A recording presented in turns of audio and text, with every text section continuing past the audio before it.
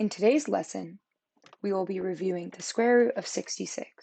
In order to do this, we first need to review an important math concept, which is the square root of a times b, where a and b can be any value, is equal to the square root of a times the square root of b, meaning we can separate out that multiplication inside our square root into two separate square roots.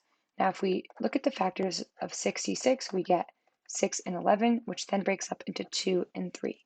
Therefore, 66 equals 2 times 3 times 11. So the square root of 66 will equal the square root of 2 times 3 times 11. And we can then break up the square root of 66 into the square root of 2 times the square root of 3 times the square root of 11.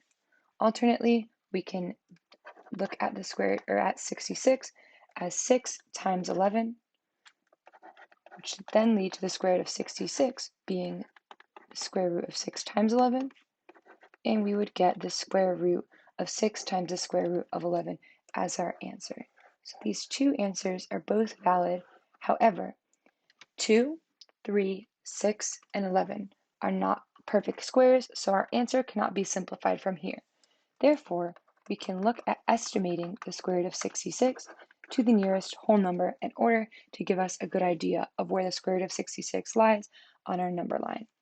So if we take a look at perfect squares nearby, we get 8 squared equal to 64 and 9 squared equal to 81. Therefore, the square root of 64 is going to be less than the square root of 66, which will be less than the square root of 81. Now, because we know 8 squared is 64, the square root of 64 will be 8. And because we know 9 squared is 81, the square root of 81 will be 9. Now we know the square root of 66 lies between 8 and 9. In order to find out which number it is closer to, we can figure out the difference between 66 and both 64 and 81. So for this one, we will do 66 minus 64 to give us a difference of 2. And for 9, we'll do the difference of 81 and 66, which will give us a difference of 15. We can see that 2 is a much smaller difference than 15.